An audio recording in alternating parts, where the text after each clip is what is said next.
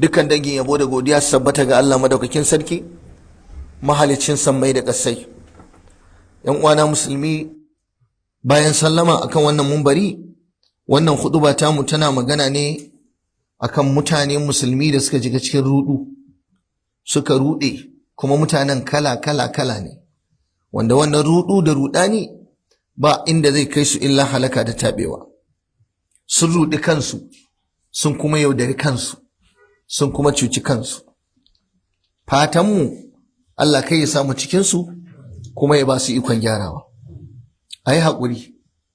Na farko ɗabaka ce, waɗanda za mu fara da su ne malamai. Kamar yadda malamai suka faɗa, Ibn al-Jawzi ya faɗa, Allah ya masa rahama. Ya yi bayanin sifar wasu daga cikin malamai. Saboda duk wanda ya shiga cikin wannan sana'a ta karantarwa, Allah ya jarrabe shi ya zama almajiri mai karantar da almajirai, to yana cikin haɗari babba idan bai taka tsantsan ba. Akwai daɗi, akwai lada, amma akwai wahala da tashin hankali idan ba a gyara niyya ba. Yace tabaqatul ulama, matakin malamai. Yace su ne, in an ce malami, su ne waɗanda suka iya ilimi. Wannan ruɗaɗɗun yake faɗa a cikinsu. Sun iya ilimin, sun iya karatun, amma yace wa tarakul amala bihi, sai suka yin aiki da ilimin. In dai bayani ne, in dai fasahar zance ne, in dai jan aya ne, in dai fidda hukunci ne, in dai sharhi ne, in dai ne, duk sun kware akan wannan. Yace amma masifar wa tarakul amala bihi, yace zannan minhum annahum qad hafizu shari'a falahum inda Allahi qadrun wa manzila. Saboda su suna zaton ai sun haddace shari'ar ma gaba ɗaya da ake bautawa Allah, sun haddace ta. Da haka ilimin kawai, haddace shari'ar kawai ya sa suna da matsayi da ɗaukaka a wajen Allah, ko ba su yi aiki da abin da suke koya mutane ba. Kaga wannan ruɗu ne, kaga wannan tashin hankali ne. Wallahi duk wanda ya karanta ya ce wa mutane su yi, shi bai yi ba, wallahi yana ƙona kanshi. Bai da bambanci da fitila da take haska mutane, ita kuma jikinta zafi. Bai da bambanci da wuta, da ita wuta ce take wutar cikinta ta haska mutane, ko a gasa masara da ita kuma take ƙone kanta da kanta, daga ƙarshe ta zama toka. Haka Ibn al-Qayyim ya faɗa. Yace da sun yi tunani sosai, da sun sani cewa wato babu abin da aka fi damuwa da ilimi, la yuradu min al-ilmi illa al-amal. Shi fa ilimi ba yawansa aka damu da shi ba, aiki. Mutum ya karanta kaɗan, ya yi aiki mai yawa, shi ya fi so. Yace ka annahum yazdaduna hujjatan alaihim. Waɗannan malamai da suka ruɗe, kamar suna ƙarawa kansu hujja ne cewa sun karanta kuma sun isa yi aiki. Daga cikinsu akwai waɗanda sun iya ilimi kuma sun yi aikin. Kaji wani tashi hankali. Sun yi ilimin, sun kuma yi aikin. Sun yi ilimin, sun yi aikin, amma a fili ne suke aikin. A zahiri ne suke aikin. Yace walam yuslihu as-sifatil batina al-mazmuma min al-kibr wal hasad wal riya. Ga zahiri suna aiki, amma akwai wasu kazanta a cikin zukatan dan adam, ba su gyara su ba. Girman kai. Yayi ilimin, yana aiki da ilimin, amma kuma akwai wani datti na cikin zuciya na bala'in girman kai. Ya za a yi mai ilimi mai aiki da ilimin addinin musulunci ya sifantu da girman kai, wanda aka ce mai girman kai dan wuta ne? To amma da yawa akwai waɗanda ga Allah ya ba su ilimi ya abin, amma da ba a tinkaran su saboda bala'in girman kansu. Jama'a ba fa ni na faɗa ba, Ibn al-Jawzi ne faɗa. Ku yi haƙuri. Kuma wannan shine adalci, mu almajirai ne mu fara yin bayani akan wannan harkar almajirta. Kaga sun yi ilimin, kaga sun aiki. In tarawih ka ganshi yana yi, in azumin nafila ne yana yi, amma yana da girman kai. To me aka yi? Abu na biyu yace wal hasad, da hasada. Bala'in hasada, baya iya bacci in ya ga wani ya ci gaba. Kawai shi kullun shi ɗaya yake so a ji. Bai so ya ji duriyar wani. To kuma wannan masifar tana daga cikin masifar take halakar da malamai da yawa, ciwon hasada. Sai an yi da gaske, sai an dage da salatin annabi da qiyamul laili da tuba da yakan zuciya. Ibn al-Jawzi yake cewa na uku shine riya, yin abu dan mutane su sani. yin abu don mutane su yaba, don na yi a burge, idan na yi ba a san an yi ba, in na yi ba a san jama'a ba san na yi ba kamar ban yi ba, a'a ba ka yi don Allah ba, ai Allah ya san ka yi. Ya ce to duk waɗanda suna cikin ruɗaɗɗu, ya ce walam yadru anna hadihi shu'alun, ya ce wallahi wani tushe ne na wuta da yake aiki a cikin zuciyar ɗan adam, zai ƙona dukkan wani abin da ka sani na ilimi. Kaga riya, kaga hassada, kaga girman kai, waɗannan abubuwan wuta ce da take ƙona duk alherin da Allah ya ba mutum na ilimi. La ilaha illallah. Ya buga misali, ya ce kamar marar lafiya ne, yana da ciwo a cikin ciki, bai kashe ciwon ciki ba, sai zo yana kashe ƙurajen waje, wanda ƙurajen wajen nan me ya fito da su? Cutar cikin ita ce ta sa gangan jikin yayi kurji, sai aka bashi magani ya shafa dan kurjin kai ya fito, amma na ciki ba. Yace to haka waɗannan malamai suke. Yace daga cikin malamai akwai waɗanda duk sun kubuta daga waɗannan gabaki ɗaya, su kuma duk wannan bayanin da ake faɗa to su ba sa yi. Kaga za ka ɗauka su ne na ƙarshe ko? To su ma akwai matsala. Yace su matsalar su lakinnahum fi khidmatil hawa, suna hidima ne wa san zuciyarsu, san zuciya suke bi.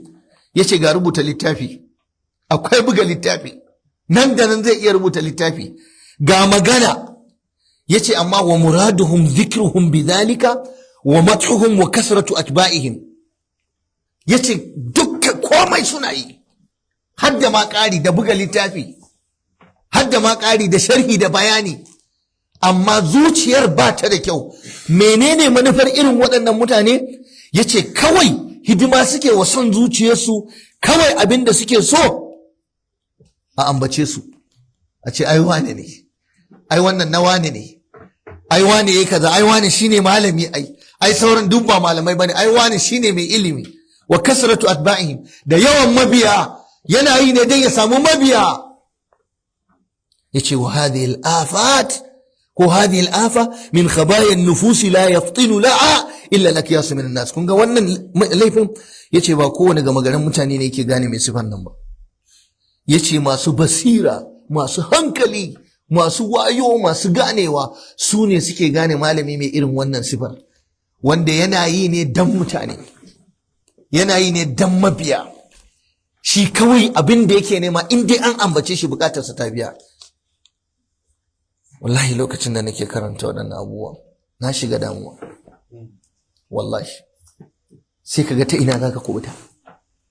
Almajirai, ɗaliban ilimi, masu ƙoƙarin su ƙone ba su ma tafasa ba, ku bi a hankali. Wannan harkar billahi azimu in kai wasa sai ta zama dalilin shiga ka wuta. Mu bi sannu, mu yi hankali. Kullum bawa na ƙwarai abinda ake so ya nemi yardar Allah. In ka samu yardar Allah shine zai jawo maka mutanen su yarda da kai wallahi. To kuskuren da muke sai mu fifita neman yardar wannan mutumin da bai da tabbas, dan adam. Yau in yana son ka wallahi gobe sai ya zage ka. Kar ka bata kanka lokaci. To waye ne fi kowa a wajenka cikin mutanenka? ‘Ya'yanka ko?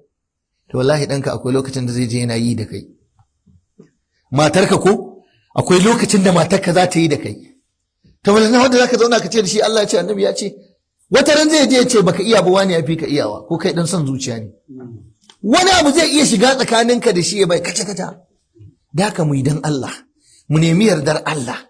Idan muka samu yardar Allah mun gama komai. To amma wannan maganar akwai daɗin faɗa a baka, amma da wahalar aikatawa a aikace. Na gama da barin malamai, sai ɗabaga ta biyu masu bautar Allah. Ɗabaqatul ubbat, su wannan akwai bauta. To su kuma bari ka ji inda shedan ya shigo musu. Yace daga cikin su akwai waɗanda sun iya sun tabbatar da hauka, wato bauta ga Allah tabaraka wa ta'ala. Tsabar yawan bautan da Allah da yake yi wa Allah, sai ga cewa shi fa wani ne yanzu. Mu za a ga wa Allah, mun fi kowa sanin Allah. Mu za a ga wa azumi, mu za a ga wa nafila, mu za a ga wa kaza. Wannan bautar da yake yi da Allah ya hore masa yana bautar, sai kawai sai ta dora shi akan keken bera, sai ga ya fi kowa. Kaji shi kuma masifar da shedan ya zo mai. Sai shedan ya ce kai mai bauta Allah ne, kai ne mai Qur'ani, kai ne mai kaza, kai ne mai sallar dare, kai ne mai ibada, ai ka fi kowa. to sai ya hau wannan bala'in da ya hau kuma sai ya rushe abin da yake na bautar. Inna lillahi wa inna ilaihi raji'un. Hasbunallahu wa ni'mal wakil, wala hawla wala quwwata illa billah. Wallahi kada ka zo kana azumin litinin da alhamis ka ga dan uwanka da baya yi, ka ji daras a ranka cewa wai ka fi shi, ka halaka. Na rantse maka da Allah, wataƙila yana da wani matsayin a wajen Allah da ya fi naka, ba ka sani ba. Allah yakan yadda da ɗan adam da abubuwa da yawa, ba sai da abu kofa ɗaya ba. Wani da alwalarsa Allah ya yadda da shi, wani kadangare yake bawa abinci Allah ya yadda da shi, kadangare ɗan banza wanda ba macinsa ake yi ba, amma saboda bawan Allah ne da wannan Allah ya yadda da shi. Wani kare ya shayar Allah ya bashi aljanna, wani uwarsa kawai yake bi, da nan Allah ya ce na maka alƙawarin aljanna, sauran abubuwan duk ya yafe maka. Ina ce na Allah ne ba shine mai yafewa ba, to ya yafe masa, ya bashi aljanna dan ya bi uwarsa. Kai ka je kana zagin saboda kana sallar dare shi baya yi. Ka sani ko sallar daren naka ba a karba? In kai mai ilimi ne kana da karatu, ji kake ka karanta Qur'ani ka haddace Qur'ani, to akwai wanda ya mutu ma bai taɓa yin sallah ba kuma ya shiga aljanna. Akwai wanda bai taɓa zuwa bayan annabi ya sallah ba kuma dan aljanna ne, yanzu haka yana aljanna. Lamarin Allah, ka daina shiga gonar Allah. Kada ka yadda dan zikirinka, dan salatinka, dan kaza ɗinka ya ce kaza. A nan za ka gane haukar wasu daga cikin 'yan bid'a marasa hankali. Wai mutum ya ce wai yayi zikiri, wai yana jin shi fa abinda ma aka ce ai na zikiri ma ya makure Allah, ya makure annabi. La ilaha illallah. Wani fa cewa wai bautar da wai annabi bai yi ta, saboda tsinan ne dan wuta mara albarka. Wai irin waɗannan mutanen su ne suke zuwa suke cewa wai wani baya son annabi, wai yayi zikiri kaza yayi kaza. In Allah bai sa shi aljanna ba sai yayi challenging ubangiji, me yasa bai sa shi aljanna ba? Ka duba wannan magana ta banza, magana ta ridda. To wannan shine magana, amfanin magana Ibn al-Jawzi. Zaka zo kana tsabar bautan Allah, zikirin, salatin, yawan sallah, wani datti guda ɗaya rugurguje duk abin da kake. Ka ji su? Yace daga cikin su masu bautan akwai tsabar mai da hankali akan nafila amma watsar da farilla. Kuma zai yi ta nafila, azumin nafila, amma kuma in nazo na farilla baya yi.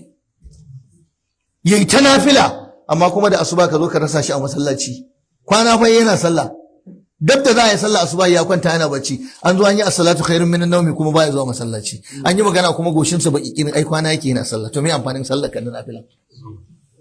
Haka Ibn al-Jawzi yace taraku kaseeran min al-fara'id shughlan bin nawafil. Yace a cikin su fa akwai wanda tsabar yana bautan a ido ana kallo, waswasi kawai yake zuwa ya aure shi a cikin sallar, gaba ɗaya je kama sallar ma yana yi ma baya tunanin Allah a cikin sallar. Gashi dai a zahiri yana yi, ya daga yayi, ya je ya dawo, ya je, amma zuciyar ba ta tare da Allah gaba ɗaya. Ya tafi kasuwa, ya tafi gona, ya je ɗauko motarsa, ya yi kaza. Kaga a ido a zahiri kaga yana ibada ko zaka ce mai bauta ne, to amma baya tare da Allah a cikin zuciyar. Malam ka san saboda gafala masifar yau da take damun mu, yanzu zaka zo kai sallah asubahi raka'a biyu ne, wallahi ana assalamu alaikum kana gama azkar sai ka kasa tuno wace sura maka karanta a raka'a farko da ta biyu. Gafla. Saboda muna yin sallar ba a cikin sallar muke ba, gangan jikin ne kawai yake sallar, zuciyar ba ta sallar. Ɗaya daga cikin magabata na ƙwarai, ciwo ya kama shi da za a yanke masa wannan kafar, ko urwa ko wani, ya ce likita ba zan iya ka yanke min, da raina ina gani ka zo ka gutsure min kafata, ba zan iya ba. A lokacin ba painkiller, ba anesthesia. Ya ce da painkiller na da anesthesia na tana cikin sallata ta nafila. Ya ce in kana so ka mun wannan aikin ban sani ba, to ka bari in na kama ina sallah da daddare ina ganawa da Allah. Lokacin da nake ganawa da Allah bana jin kowa, bana ganin kowa. Na rantse maka da Allah kamar yadda aka ruwaito a cikin littafin tarihi. Likitan nan haka yazo, mutumin nan ya kama ya kabbar sallah yana karatun Qur'ani. ya zo yana datsa kafan nan, wallahi har ya gama datsa kafan nan kawai abin da aka sani ya suma, ya faɗi sumamme.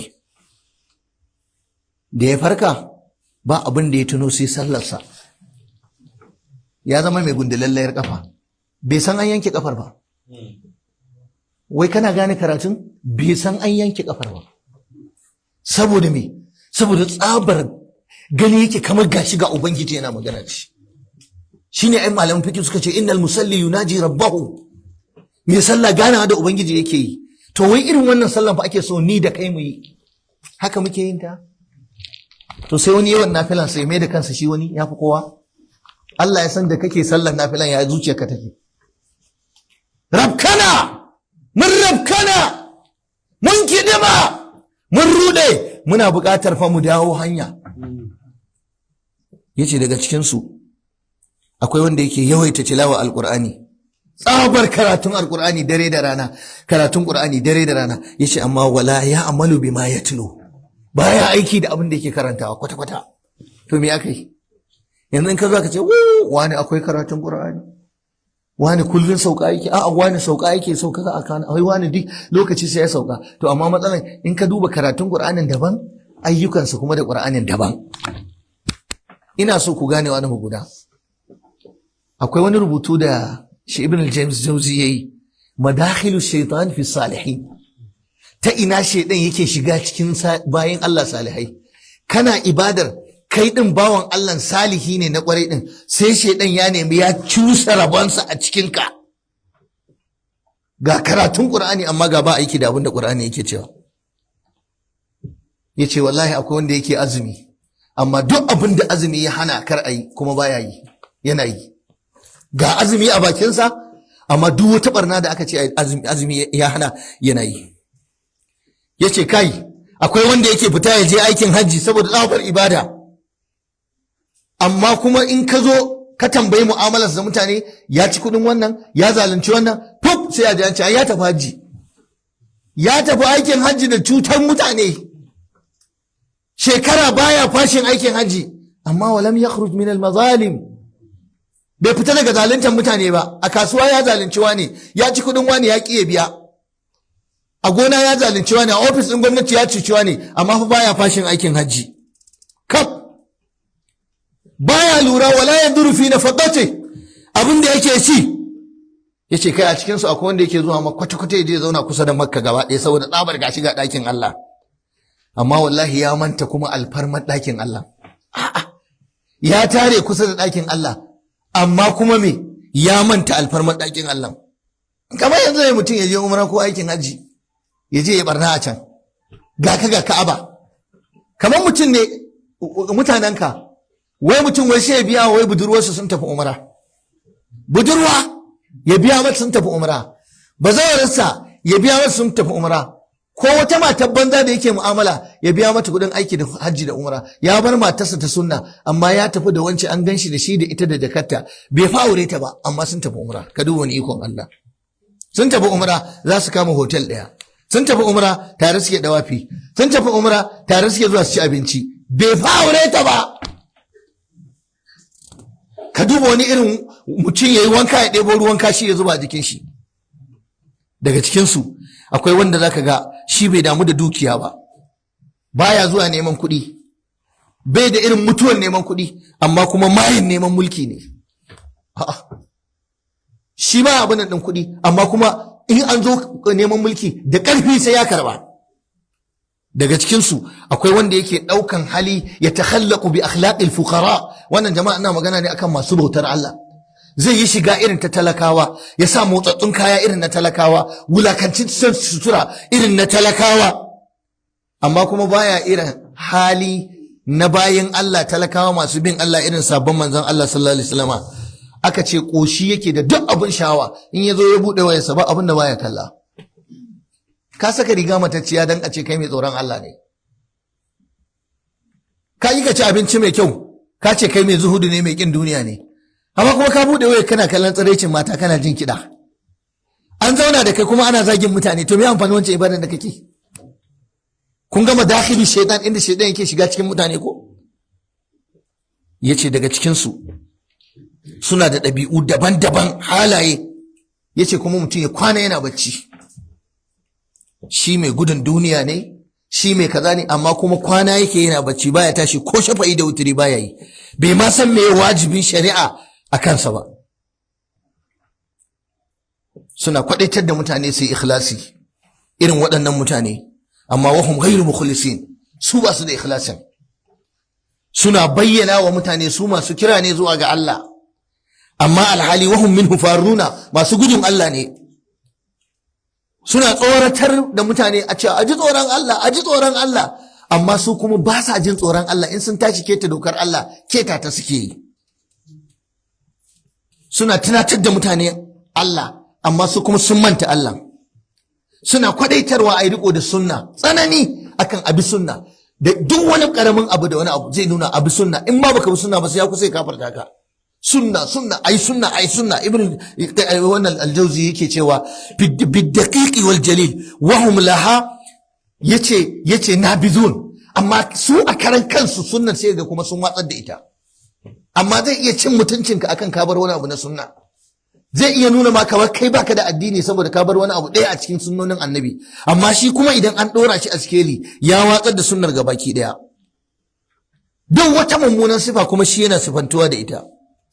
Yace kai wannan mutumi kamar bai taba jin fadin Allah a ta'muruna an-nasa bil birri wa tansawna anfusakum wa antum tatluna al-kitaba ba, kamar bai taba karanta wannan ayar ba, ya ayyuhalladhina amanu lima taquluna ma la taf'aluna ba, kamar bai taba karanta wannan aya ba da Allah ke bada labari akan annabi Shu'aib, wa ma uridu an ukhalifakum ila ma anhaakum anhu ba.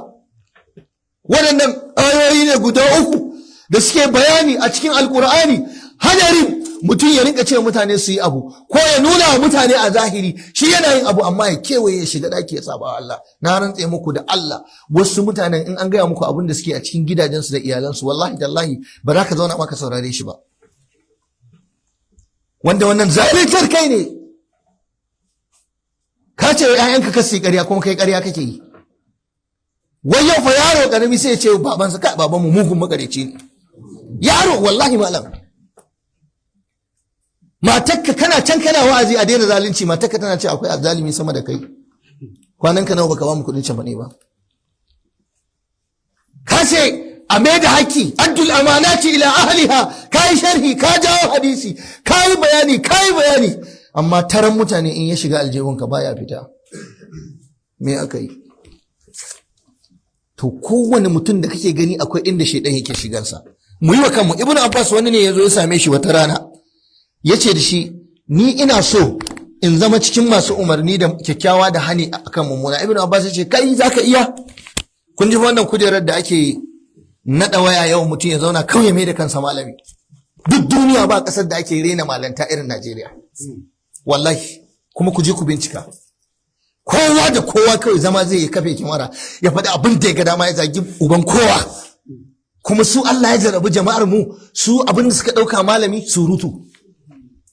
Wanda zai surutu shine malami kawai, wanda zai tada ƙura ya hayaniya ya yi abin da za a ɗauki hankali kawai, wannan shine malami.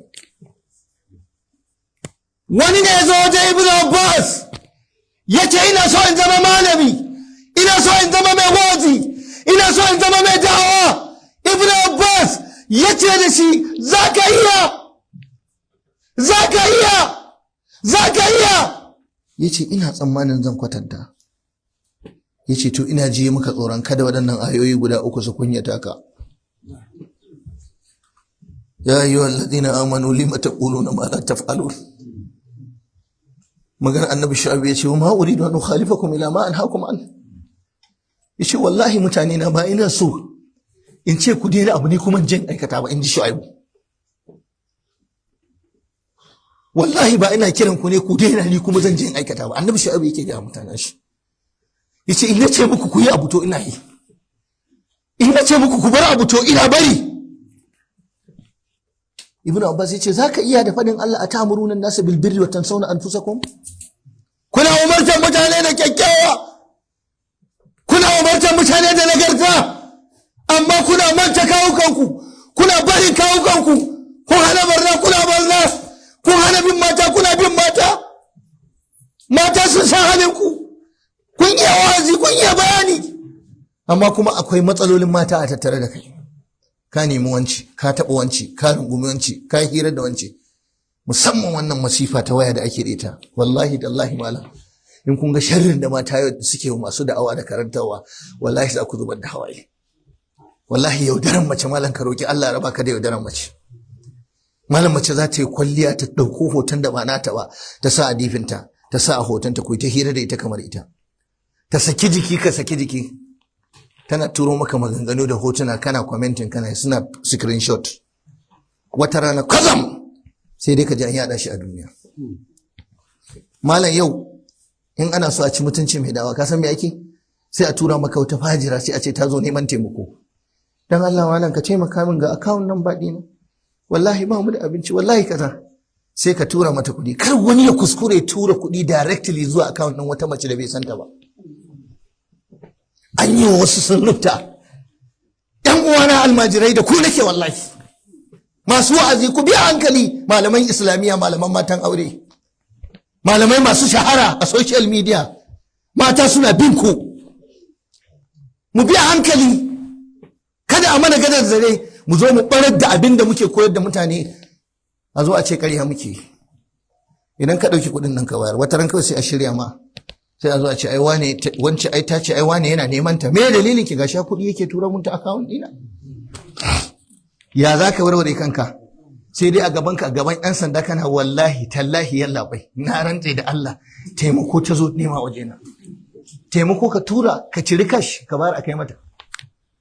Ko sayi abincin ka bayar a kai mata. Ko ka sa wani almajirin ka ba kai ba, ba lada kake nema ba. Abubuwa sun canja ba. To sai masu kuɗi kuma.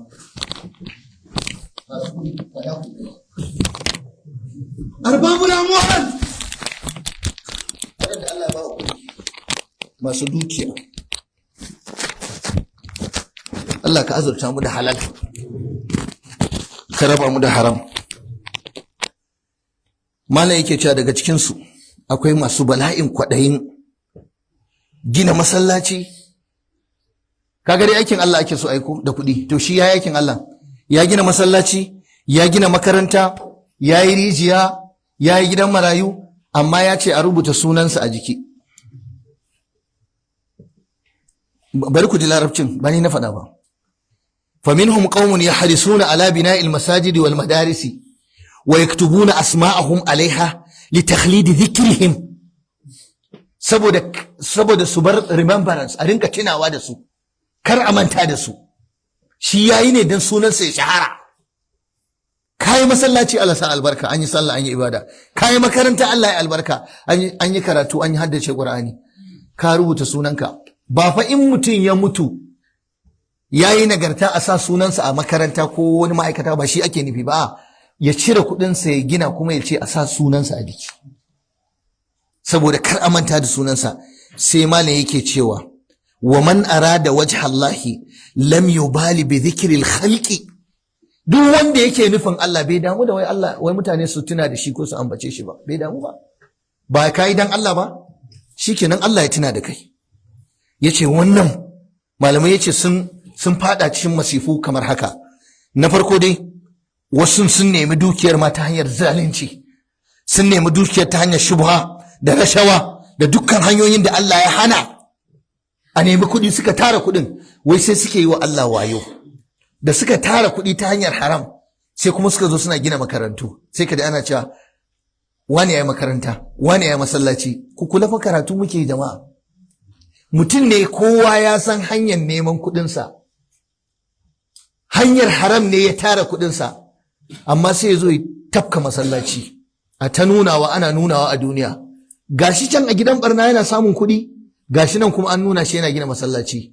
Gashi yana tara kuɗin barna, ana masa kari, gashi nan kuma ya tara talakawa yana ba su. Gashi nan ya gina islamiyya, gashi can kuma yana ta'adi.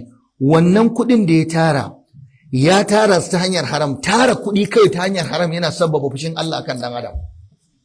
To wai dabara da suke, kamar yadda Ibn Jawzi ya ce, wai suna yin wannan ne wai dan su dauka cewa wannan laifin da suka yi, wannan ginin masallaci ko makaranta da suka yi, wai zai danne wannan laifin a gurin Allah. Ya ce kalla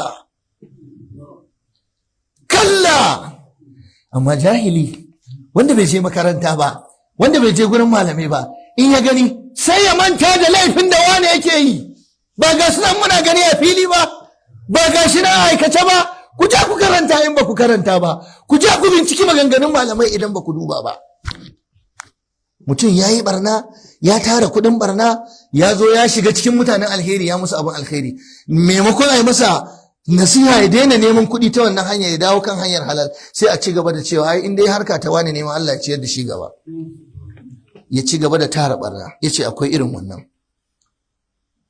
Ya ce na biyu kuma, yazunnuna bi anfusihim al-ikhlas. Wasu ma suna ganin kamar sun yi kokari ne, sun yi dan Allah ne. To amma kun manta ta ina ku neman kuɗin. Ka je ka saci kuɗin gwamnati ka tafi aikin hajji. Ka saci kuɗin gwamnati ka biya wa mutane ɗari. Makaryacin banza, makaryacin wofi, azzalimi. Cewa kai ka saci kuɗin mutane ka biya kuɗin hajji da umara? Wa ya gaya maka? A lokacin aikin hajji da umara shine hakkin da zaka sauke wa mutane? Ya biya musu don su je su musu addu'a. Ya biya musu don su ce shi wane ne. Kuma ya biya musu don su ce kaza, amma kuɗin nawa ne? Kuɗin ku ne ya dawo muku da shi. Duka irin waɗannan duk malamai sun yi bayani. Yace yawanci sun fi yin abin da za a ambata. Irin waɗannan masu kuɗin. Allah ya jarabe su duk abin da ba za a ambace su ba za su yi ba. Yace walau kullifa ahadun minhum an yunfika dinaran ala miskinin lam tasma' nafsuhu bidhalik. Da za a ce ga wani miskini nan gidansa ya rushe gidan masa. Ga wani miskini nan bai da abinci wa shi. Ga wata mata tana naƙuda asibiti ce maka inda ba za a san yayi ba, wallahi ba zai bayar ba. Amma duk abin da za a yi a yada a duniya, to wannan shi ya fi so. Inna lillahi wa inna ilaihi raji'un. Akwai masu yin sadaka, amma in sun zo yin sadaka a wurin taro suke sadakar su. Kaga shi mai kuɗi ne ko? Ba an ce ai sadaka ba to yayi, amma da yazo ba da sadaka sai da ya samu taro fil mahafil, wajen biki. Kuma in yazo bayarwa baya ba da dukiyarsa sai ga wanda ya tabbatar in ya bashi zai yada a duniya ya bayar. Zai bayar, ba wai ba zai bayar ba. Yana da kuɗi, Allah ya ce a bayar, Allah ya ce a bayar. Zan bayar, zan bayar. Amma in na tashi bayarwa sai na nemi waye in na bashi na san bai zai shiru ba sai ya faɗa. Duk Allah yana kallon ku. Yace daga cikin su akwai mai yawaita aikin hajji. Wa minhum man yukthiru al-hajj wa rubbama taraka jiranuhu jiya'an. Ga zuwa aikin hajji, ga zuwa umra, akwai shekara fa sai mutum je umra sau 8, sau 7, sau 20 ma a shekara ɗaya. Amma wallahi makocin gidansa yana kwana da yunwa. Dan girman Allah da wannan umrar da zai rinka zuwa, dan girman Allah da wannan hajjin da zai rinka zuwa akai-akai, makocinsa yana mutuwa da yunwa. ‘Ya'yan makocinsa ba sa iya zuwa makaranta, iyalin makocinsa aure ya mutu saboda gidan haya babu. Dan Allah wanne ya fi muhimmanci? To amma masu kuɗin mu ba a gaya musu, in dai mutum ya tara kuɗi, abin da ya ga dama zai da kuɗinsa. Zai yi ta zuwa umra kam, bini passport ɗinsa kullum da visa, yana da bizar Shanghai, yana da bizar Ingila, yana da bizar kaza. A yi haƙuri fa, ku yi haƙuri. Ku yi haƙuri don Allah, wallahi ni ma karanta ne. A yi haƙuri. To amma talakansa, kanwar uwarsa tana cikin yunwa. Kanin ubansa ciwon suga zai kashe shi, ya makance saboda kaza. Danginsa suna cikin talauci, ba mai rabarsa. Daga shi sai shi. Zai iya yawo a duniya ya kashe naira miliyan 1000. Amma masallacin unguwarsu da janareto injin dan 15,000 din nan a shi yake tayarwa. Juma'a ba za a yi ta ba sai an nemi taimakon mai da za a yi hudubar juma'a. Amma fa yana yawo a duniya kamar tsuntsu. Daga cikinsu akwai masu tara dukiya, su tara ta, amma fa suna bala'in rowar cire dukiyar. Su kam akwai kokarin tarawa. Jama'a ina magana ne akan masu kuɗi fa. Kana manta masu kuɗi, masu hali daga cikinsu, kai hakuri inda kai a ciki. Akwai kokarin tara kuɗin, amma kuma suna ruwar fitar da shi. To ka san abin da suke yi? Sai su shagalta da ibada. Ga kuɗi, ga azumin nafila, ga kuɗi, ga sallar dare, ga kuɗi, ga kaza, ga kuɗi, ga duk abin da za a yi na da'awa da shi ake. Ka ai Alhaji wani alhamdulillah. Ai wallahi da shi ake, wallahi da shi muke buɗe bakin magariba a masallaci, wallahi tallahi kaza. Amma mugun marwaci ne bai zai iya cire kwabo ya bayar ba. Akwai su ko babu su? Bari in faɗi larabcin ku ji. Wa minhum qaumun yajma'una al-mala wa yabkhaluna bi ikhrajihi thumma yastajiluna bil ibadati al-badaniyya allati la tahtaju ila nafaqatin kas-siyami was-salati wa la yadruna anna jihad an-nafs fil bukhli al-muhlik awla. Yace ba su sani ba, jihadin nafs, ka yaƙi zuciyarka ka hana ta rowa, ka bayar da wannan shine yafi maka alkhairi akan ka je kana yi mutane wayo. Ga kuɗin fa yana da su, yana da bala'in tara su, duk hanyoyin tara kuɗi akwai, amma wallahi da shi za zo ana neman taimako. To alhaji ina naka? Ya shiga cikin ku ya saje ya muku wayo. Mu kuma ustazai duk wanda ya lazumci sallah da zikiri da zuwa sahun gaba zance ya kare, ko da bai bada koko ba wallahi shi ka bayar. Akwai abubuwan da yawa kuma lokacin babu, sai dai mai haƙuri. Suna nan da yawa, ɗabaƙoƙi da yawa, amma sai dai mai haƙuri, sai wani haɗuwa insha Allah. Huɗubar juma'a ce, ba za mu tsawaita ba. Abinda na faɗa ne daidai Allah shi ba mu lada, wanda nayi na kuskure ko tuzuma har ce Allah ya fi mana. Nayi bayani akan malamai, sai na ga bai kamata ban yi bayani akan masu kuɗi ba, dan za a tashi an sha da malamai. To kaga an yi balance kenan, ko ba ka bane? Wa qumu ila salatikum yarhamukumullah.